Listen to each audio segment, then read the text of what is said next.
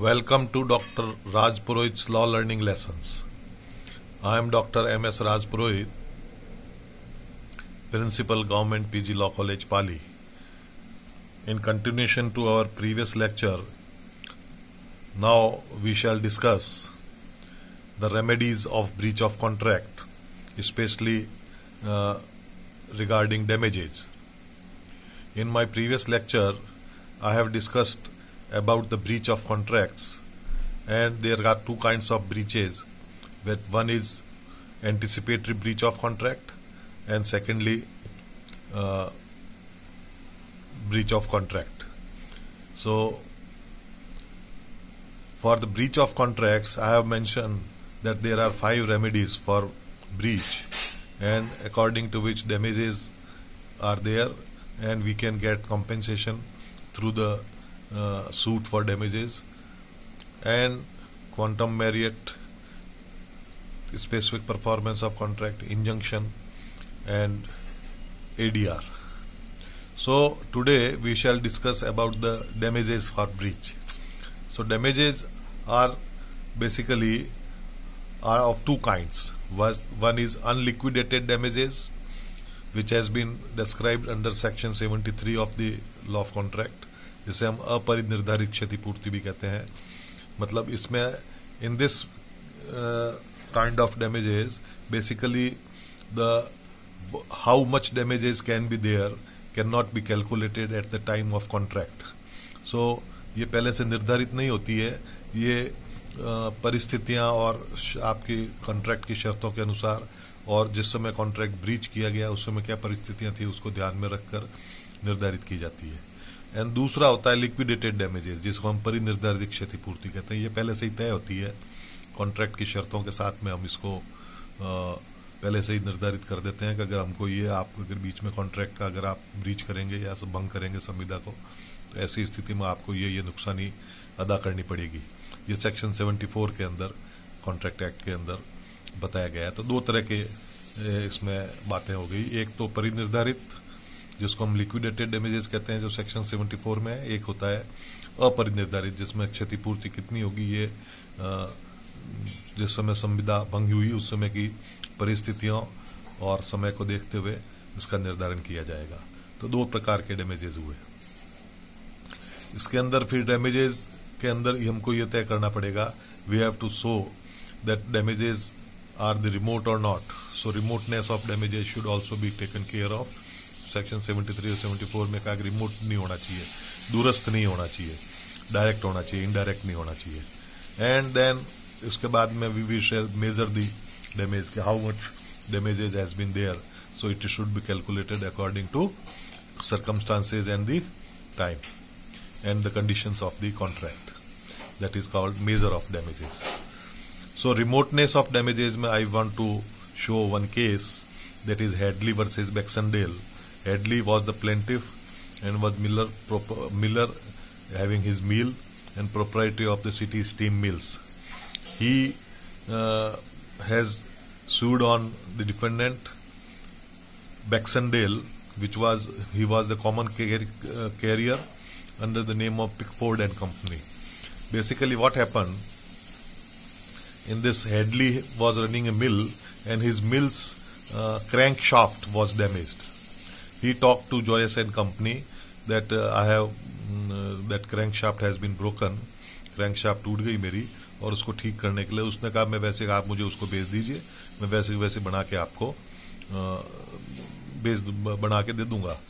तो उसने इस कॉमन कैरियर को बक्सनडेल से संपर्क किया और बक्सनडेल ने को कहा भी तू ये वहां पे पहुंचा देना, और इस कारण से जो है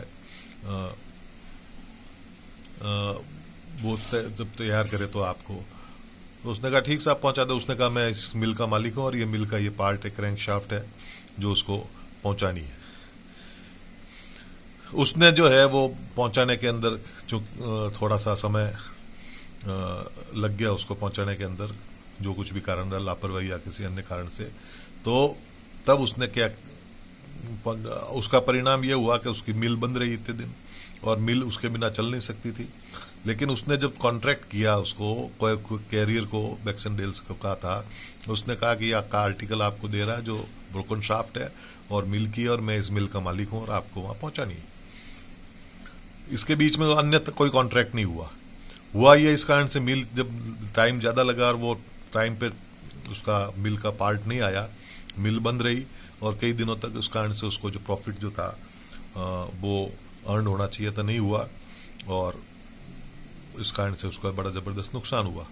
तब उसने इसके ऊपर बैक्सनडेल पे कहा कि भाई तेरे को तुम्हारे लापरवाही के और तुम्हारे डीले के कारण से मुझे नुकसान हुआ है, इसलिए सारा लॉस जो उसका हुआ है, जो मुझे लाभ होता है उसका सारा लॉस की भरपाई आप करें। तब कोर्ट ने ये कहा कि ये डैमेजेज जो थे, चूंकि आपके कॉन्ट्रैक्ट के अंदर केवल कैरियर को पहुंचाने के लिए निर्देश थे, आपको क्या स्थिति होगी क्या नहीं होगी इसके बारे में कोई निर्देश नहीं थे। इस कारण से ये डैमेजेज जो है काफी रिमोट डैमेजेज है, these are remote and therefore you can not, there is no ground for damages which are too remote. काफी दूरस्थ है इसका परिणाम, इस कारण से इस दूरस्थ परिणाम का जो है आप प्रतिवादी से ये वसूल नहीं कर सकते। तो रिमोट अगर है डैमेज तो उसको मेजर करते हुए, ये दिमाग में रखते हुए इसको तय करना पड़ेगा। और इस तरह से ये बड़ा इंपॉर्टेंट केस रहा हेडली वर्सेस बैक्सनडेल। अब इस रूल के अंदर, ये rule in Headley versus Baxendale कहलाता है, तो इसके अंदर दो सब रूल्स बेसिकली आए। क्या क्या आए? जब डैमेज जो आप क्लेम कर रहे हैं उसके अंदर एक तो आया आपके जनरल डैमेजेस, दूसरा आता है स्पेशल डैमेजेस। तो जनरल डैमेजेस के अंदर कौन से शामिल होंगे? जब when they are as such may fairly and reasonably be considered either arising naturally according to usual course of things from such breach of contract. सामान्यतः जो ब्रीच ऑफ कॉन्ट्रैक्ट की परिस्थितियों में जो आते हैं डैमेजेस वो इसके अंदर आएंगे। इस कारण से हम क्या कहेंगे, we may refer it as a general damages. Special damages के अंदर ये होता है कि when they are such as may be reasonable be suppose to have been in contemplation of both parties at the time they made the contract as the probable result of the breach of it. अगर पहले से ये स्थिति हुई, इसमें ये probable result आ सकते हैं, तो उसके कारण से जो नुकसान होगा वो स्पेशल डैमेजेज भी उसमें आएंगे। तो ये इसको हम स्पेशल डैमेजेज कहेंगे। तो जनरल डैमेज और स्पेशल डैमेज को तय करके ही उसका वो रिमोट है या नहीं है ये सब तय करके और उसका डैमेजेज के आकलन को करके और हम उसको कंपेंसेशन दिलाएंगे। अब कितने प्रकार के डैमेजेज हो सकते हैं? How many kinds of damages can be there?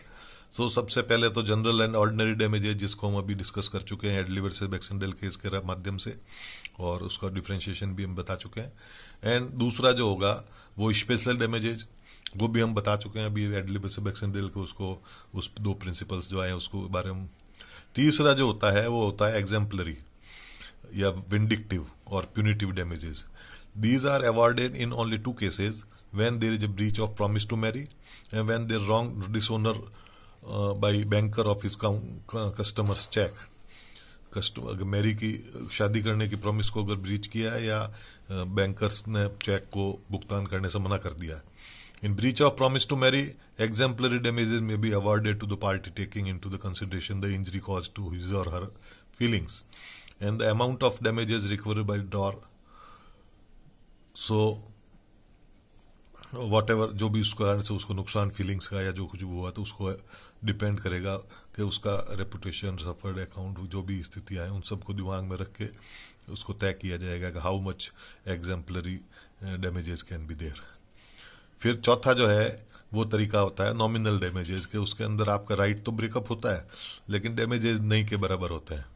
ऐसी स्थिति में नाम मात्र की क्षतिपूर्ति दिलवाई जाती, जैसे एशबी वर्सेस वाइट के अंदर हुआ था कि उसको वोट नहीं देने दिया गया था और उसको वोटिंग राइट उसका राइट था और राइट को उसने इन्फ्रिंज किया। इस कारण से बल्कि नुकसान एक पैसे का भी ना हुआ हो, उसको एक रुपये से ही मतलब कंपेंसेशन दिलाया जाता है, तो वो नॉमिनल नाम मात्र के कहलाते हैं। So these are the kinds of damages. अब देयर इज डिफरेंस, ये आपको मालूम होना बहुत जरूरी है कि what is difference between compensation and damages. प्रतिकर और क्षतिपूर्ति में क्या अंतर है? So when we are talking of compensation meaning और when we are talking of damages, so what is difference? प्रतिकर के अंदर क्या होगा कि ये जितना आपको पैसे का जो हानि हुई है, जो भी मॉनेटरी लॉस हुआ, आपका पिक्यूनरी लॉस हुआ, केवल वही मिलेगा आपको, अन्यथा कुछ नहीं मिलेगा। कॉम्पेंसेशन में equal to amount of real pecuniary और economic losses to the aggrieved या प्लेंटिफ को। When you are talking of damages, क्या क्षतिपूर्ति की बात करते हैं, तो इट इंक्लूड्स ऑल, जो आपको पिक्यूनरी लॉस हुआ, जो फिजिकल लॉस हुआ, जो मेंटल एगोनी या उसके लॉसेज हुए हैं, सब जोड़ के और सम टोटल आपको मिलेगा. In that case it is known as damages. So compensation थोड़ा छोटा टर्म है, जिसमें केवल जितना मॉनेटरी लॉस होता है उतना ही मिलता है. डैमेजेस के अंदर आपको सभी तरह के मिलते हैं, शारीरिक, मानसिक जो भी नुकसान हुए उन सब का आकलन करके और आपको राशि दिलवाई जाती है, जिसको हम क्षतिपूर्ति कहते हैं. जो जिसकी क्षति हुई उसकी पूर्ति करेंगे, इसलिए क्षतिपूर्ति. सो डैमेजेस अब कितने तरह के हो गए, स्पेशल हुए, जनरल हुए, सब हम डिस्कस कर चुके हैं. इस प्रकार से thank you very much for other kinds of breaches we shall discuss in our next lecture. Thank you very much.